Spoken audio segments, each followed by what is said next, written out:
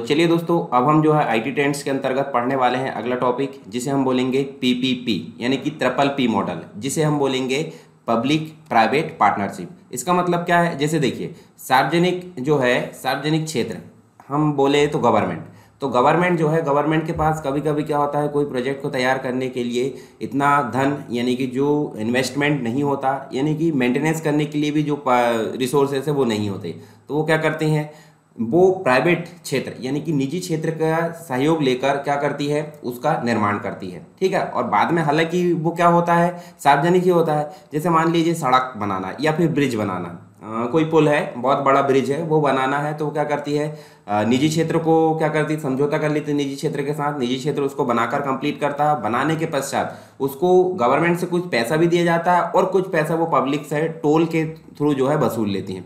जब उसका कंप्लीट पैसा वसूल लिया जाता है तो वो जो है वहाँ से टोल हटा ली जाती है और जो ब्रिज है वो गवर्नमेंट का ही होता है। तो इस प्रकार की चीज़ें देखने को मिलती है हमको किसके अंतर्गत, पब्लिक प्राइवेट पार्टनरशिप के अंतर्गत। इसी को हम क्या बोलेंगे, पीपीपी मॉडल। तो इसके अंतर्गत हम जो है बहुत सारी चीज़ें देखेंगे, किस प्रकार काम करता है, क्यों सहायक होता है, इसकी आवश्यकता क्यों होती है और इसके प्रकार क्या क्या होते हैं, ये सारी चीज़ हम यहाँ पे देखने वाले। तो चलिए शुरू करते हैं। तो देखिए, पब्लिक प्राइवेट पार्टनरशिप का मतलब देखिए, यहाँ पे आप देख सकते हैं, ये जो है पब्लिक अथॉरिटी है। पब्लिक अथॉरिटी मतलब समझ सकते हैं आपकी जैसे गवर्नमेंट, ठीक है। इसके अलावा जो है प्राइवेट कंपनी है। तो दोनों के मध्य जो है यहाँ पे क्या होता है, कॉन्ट्रैक्ट होता है यानी कि एग्रीमेंट होता है। और जब यहाँ पे कंप्लीट हो जाता है ये टास्क बनकर, तो जो सर्विसेज है, ठीक है, सर्विसेज किसको प्रोवाइड की जाती है, इस सिटीजन यानी कि हम लोग हो सकते हैं, पब्लिक हो सकती है, और पब्लिक से उसके एवज में कुछ फी ली जाती है। अभी फी जो हो सकती है अलग अलग प्रकार से, जैसे कि आप जो है सड़क से जा रहे हो कार से, ठीक है, और अगर टोल नाका पड़ा है तो टोल में आपको जो है कुछ फी देना पड़ेगा, ठीक है, फास्टैग के थ्रू या फिर जैसे भी आपको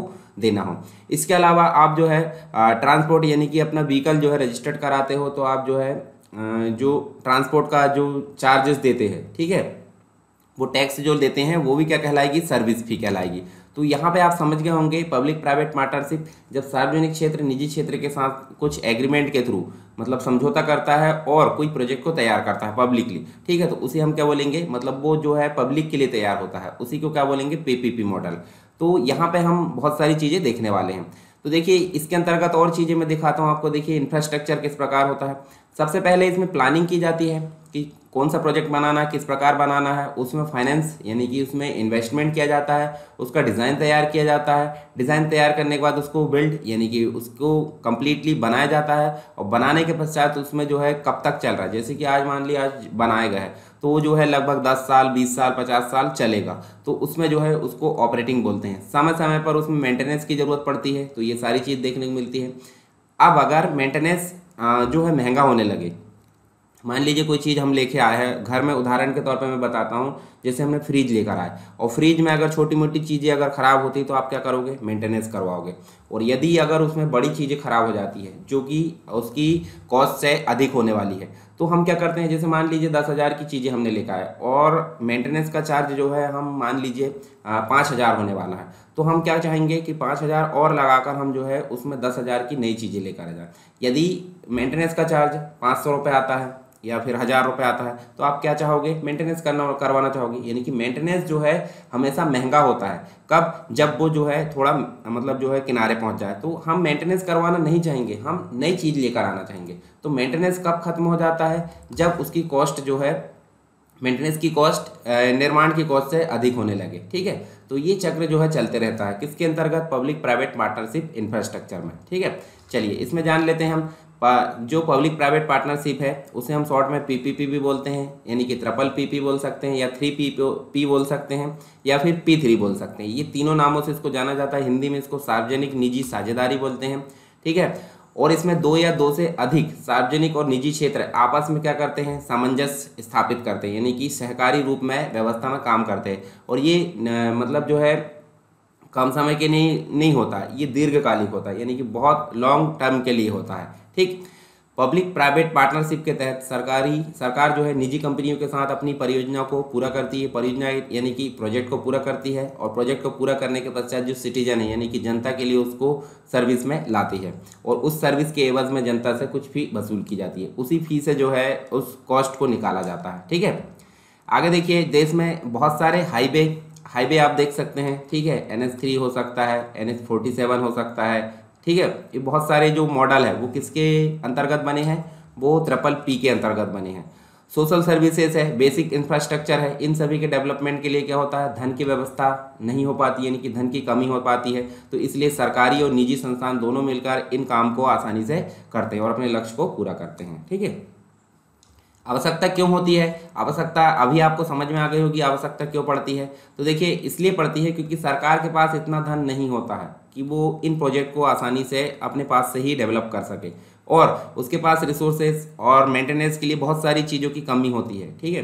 तो यहाँ पे क्या करती है, वो प्राइवेट कंपनी या निजी जो क्षेत्र है उसके साथ पार्टनरशिप करती है, यानी कि एग्रीमेंट करती है और उस प्रोजेक्ट को तैयार करती है। तो इसमें देखिए हजारों करोड़ों रुपए की यहाँ घोषणाएं, जैसे बजट में आप देख सकते हैं बहुत हजारों करोड़ रुपए की घोषणाएं होती है। तो उन्हीं को यहाँ पे पूरा करने के लिए प्राइवेट कंपनी के साथ क्या किया जाता है, एग्रीमेंट किया जाता है और इन परियोजनाओं यानी कि इन प्रोजेक्ट को पूरा किया जाता है। जैसे कि यहाँ देखिए मुख्य यहाँ पे कमी क्या देखने को मिलती है, दिक्कत, जब प्रोजेक्ट बड़े बड़े होते हैं तो फाइनेंस की व्यवस्था देखने को मिलती है, दूसरी यहाँ मेंटेनेंस की व्यवस्था देखने को मिलती है। तो दोनों चीज़ को पूरा करने का काम कौन करता है, यहाँ पे ये मॉडल काम करता है, PPP यानी कि पब्लिक प्राइवेट पार्टनरशिप, ठीक है। यहाँ देखिए पब्लिक प्राइवेट पार्टनरशिप एक इंफ्रास्ट्रक्चर प्रोजेक्ट है, जैसे कि इसके अंतर्गत आपको टेली कम्युनिकेशन सिस्टम देखने को मिलते हैं। जैसे फाइबर केबल लगाना है, मतलब सरकारी क्षेत्र की फाइबर केबल लगाना है, मान लीजिए BSNL की, तो वो क्या देगी, वो प्राइवेट कंपनी को यहाँ पे प्राइवेट कंपनी के साथ मिलकर इसको जो है मतलब जो केबल है वो लगाने का काम करेगी, ठीक है। हालांकि वो जो इंफ्रास्ट्रक्चर है वो किसका रहेगा, वो पब्लिक का ही रहेगा, यानी कि सार्वजनिक क्षेत्र का ही रहेगा, ठीक है। जैसे एयरपोर्ट है, एयरपोर्ट बनाने का काम भी PPP मॉडल के अंतर्गत किया जाता है। कोई पावर प्लांट बनाना है तो ये भी PPP के अंतर्गत किया जाएगा। सार्वजनिक भागीदार का जो प्रतिनिधित्व है सरकार द्वारा 3 लेवल पर किया जाता है। देखिए स्थानीय लेवल पर होता है, यानी कि डिस्ट्रिक्ट आप बोल सकते हैं। स्टेट लेवल पर यानी कि मध्य प्रदेश है, राजस्थान है, ठीक है, गुजरात है, इन स्टेट की बात करें।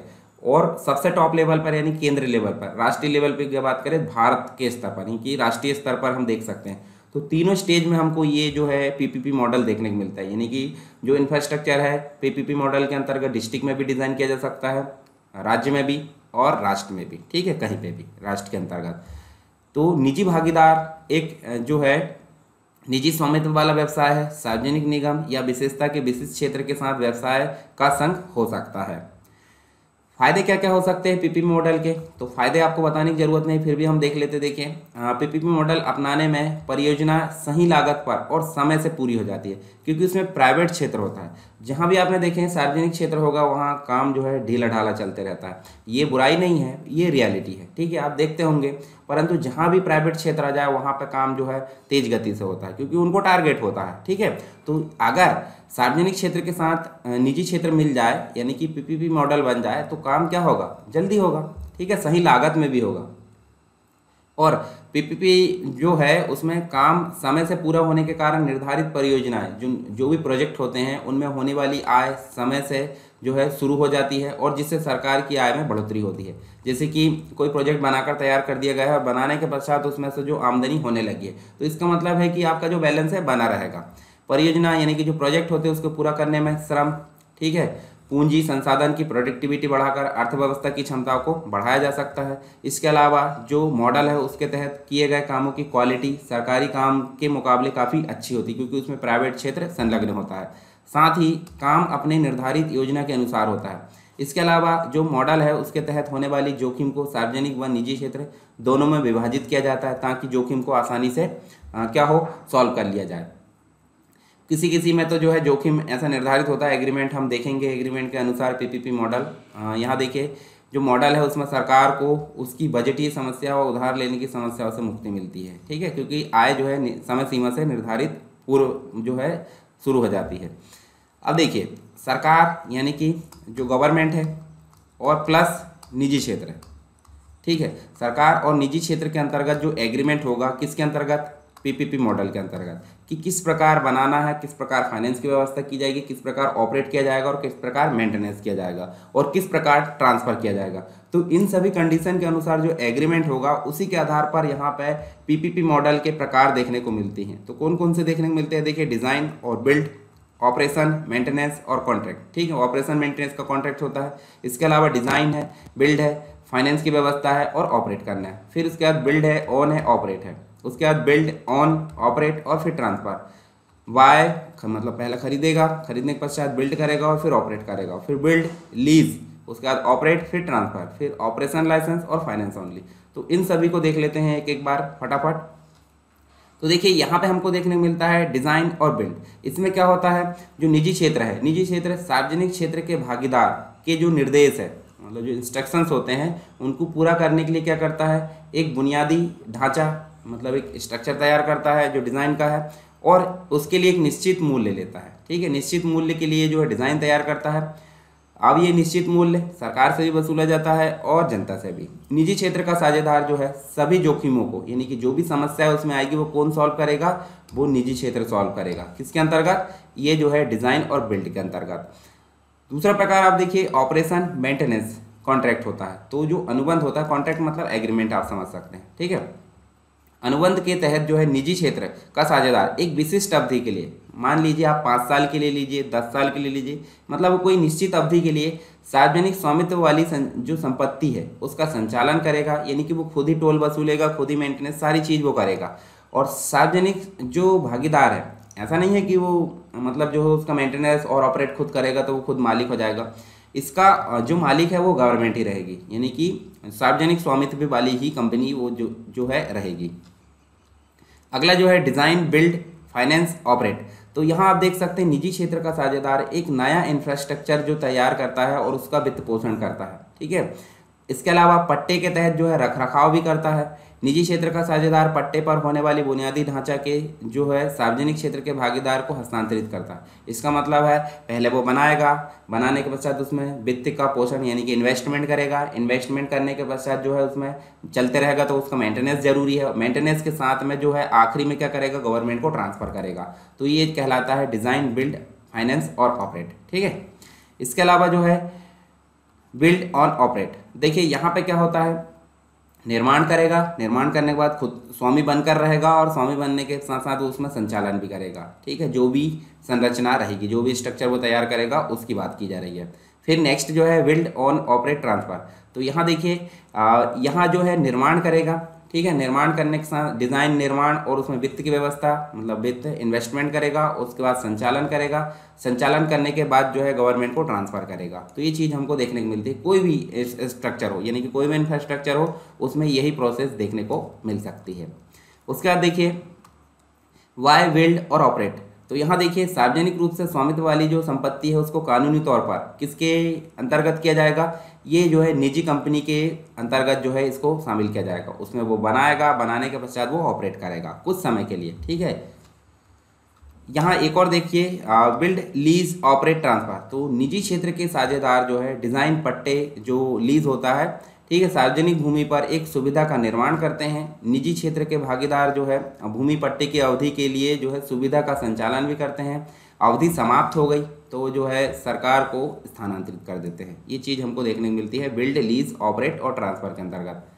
नेक्स्ट है लाइसेंस मिलता है ऑपरेशन के लिए। तो देखिए कुछ निश्चित अवधि के लिए कानूनी अनुमति यहाँ पर दी जाती है जिसे हम लाइसेंस बोला जाता है। ठीक है, और उसी के तहत जो है निजी कंपनी उसको क्या करती है, संचालित करती है। फिर फाइनेंस ओनली।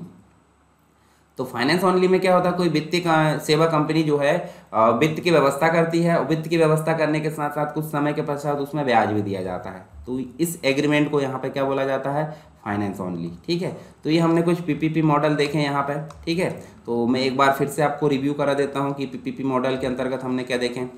ट्रिपल पी यानी कि पब्लिक प्राइवेट पार्टनरशिप, यानी कि सरकार यानी कि सार्वजनिक क्षेत्र और निजी क्षेत्र मिलकर आपस में काम करते हैं, कोई प्रोजेक्ट को डेवलप करते हैं, उसको ऑपरेट करते हैं, ऑपरेट करने के साथ साथ मेंटेनेंस करते हैं, मेंटेनेंस करने के साथ जो भी एग्रीमेंट का जो है कंडीशंस है उसके अनुसार ट्रांसफर कर लिया जाता है। तो इन सभी कंडीशन के आधार पर आप देखें तो इनको हम क्या बोलेंगे, पीपीपी मॉडल। ठीक है, पब्लिक प्राइवेट पार्टनरशिप। जैसे कि यहाँ पब्लिक क्षेत्र मिल गया, प्राइवेट क्षेत्र, दोनों मिले, एग्रीमेंट हुआ, एग्रीमेंट के पश्चात जो सर्विस डेवलप हुई है, जो भी इंफ्रास्ट्रक्चर बना उसको पब्लिक को प्रोवाइड कर दिया, पब्लिक से उसके बदले में जो है फी ले लिए।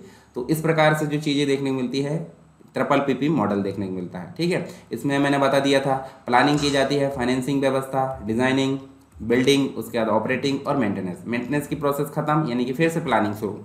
इसके बाद मैंने बताया था ट्रिपल पीपी मॉडल क्या होता है, उसके बाद उसकी आवश्यकता क्या होती है, ठीक है, क्या क्या एग्जाम्पल है, फ़ायदे क्या क्या हो सकते हैं, उसके एग्जाम्पल क्या क्या हो सकते हैं। तो ये सारी चीज़ें आपको समझ में आ गई होगी। यदि आपको ये समझ में आ गई तो अच्छी बात है, और अगर कोई दिक्कत है तो आप मुझे कमेंट बॉक्स में बता सकते हैं। ठीक है, इसकी PDF में जो है कंप्लीट यहाँ जो हो जाएगा ये, उसमें आपको प्रोवाइड कर दूंगा। ठीक है, जिसको भी ज़रूरत है आप मुझे कमेंट कर सकते हैं।